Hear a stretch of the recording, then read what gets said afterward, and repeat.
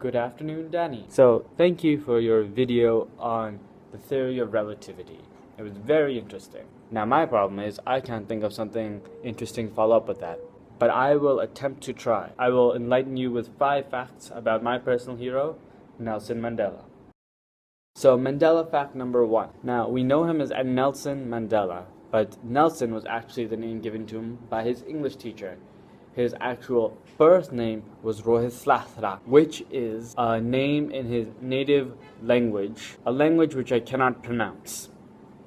Now, Rohihlahla means troublemaker in this language. So his original name was Rohihlahla Mandela. And in fairness to his father, he did cause a lot of trouble. Now, if you go on YouTube and watch Nelson Mandela's inauguration, he actually inaugurates himself as the president by saying, "I, Nelson Rohihlahla Mandela," meaning that his full name still carried his given name in the middle and his English name as his new first name.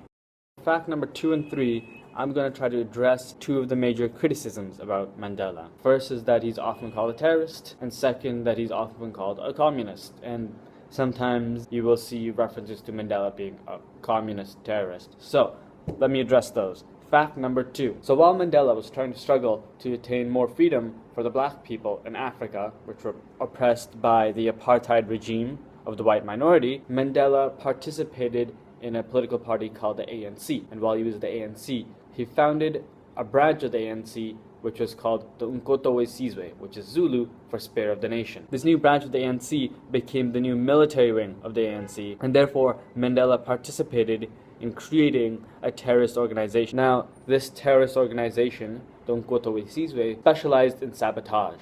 So they would do explosions and bombing runs in places such as power plants, military installations, and other things that provide a higher standard of living for the white minority that was responsible for oppressing the black majority under the apartheid regime. It was because of his participation in this terrorist organization that he was sent to Robben Island, where he would spend 27 years in a very isolated prison. So, fact number 3. Now, besides being affiliated with the military wing of the ANC, which happens to be the current ruling party of South Africa, he was also a member of the Communist Party of South Africa. Originally, this was an allegation as a smear campaign before he took up presidency. But later it was revealed that he was in fact a card-carrying member of the Communist Party of South Africa.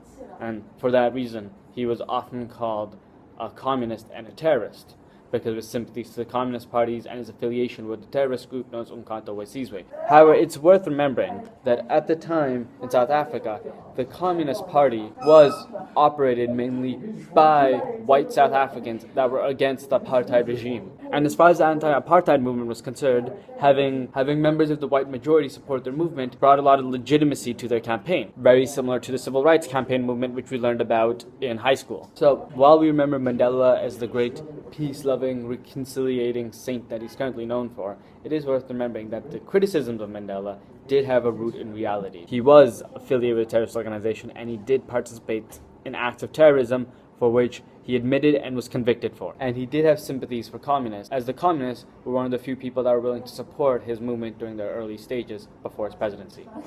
So, Mandela fact number 4. So you may know Nelson Mandela spent 27 years in prison. The majority of that sentence was in the maximum security facility known as Robben Island, which was held on an isolated island for the most dangerous prisoners of South Africa. There, the guards were extremely severe on the prisoners. In fact, prisoners on Robben Island would be whipped harder than 8472 was whipped by Sousa. Inside joke. So while in prison, Nelson Mandela started to study Afrikaans. Afrikaans was a dialect of Dutch spoken by the white minority that created apartheid, the ruling white class. So Danny, the equivalent for you would be as if the Bloc Québécois took over Canada, put you and your engineering friends in jail, and you said to yourself, hey, now would be a good time to learn some French. And that's exactly what Nelson Mandela did. He self-taught himself the language of Afrikaans, and after teaching himself Afrikaans, he would be released from prison and start his political career as president. Now, when being released from jail and trying to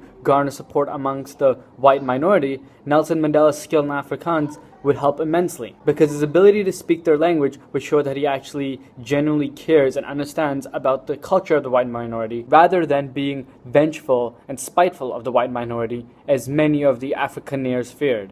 Mandela fact number 5. So, during his presidency, Nelson Mandela successfully avoided a near civil war, avoided genocide, and generally kept the country together. However, one of the criticisms he did receive was that he did very little to confront the growing HIV/AIDS crisis that was growing in southern Africa. However, after his presidency, Nelson Mandela started an anti-AIDS campaign called the 46664 campaign, a string of numbers that has no significance in real life at all. So, for his anti-AIDS campaign, he held concerts where people would come in and the money created from the concerts would go directly in HIV/AIDS research and vaccination. After his presidency, Nelson Mandela finally did significant work in combating HIV/AIDS, which was largely considered a taboo topic in South Africa and therefore never properly addressed. Tragically, however, Nelson Mandela's oldest son, Magato Mandela, would actually also be struck by HIV/AIDS and die several years before Nelson Mandela himself would pass away. So what is the point of me saying all this? 2 reasons, really. 1, Mandela's awesome, and 2, he's deeply flawed. See, if you pay attention, you know that he's a pacifist that used to be a terrorist, a moderate president that used to be a communist, someone who made promises and couldn't keep them. In the end of the day, this hero is a normal man who made mistakes and had flaws. And Danny, that's why he's my hero. Danny, I'll see you on Friday.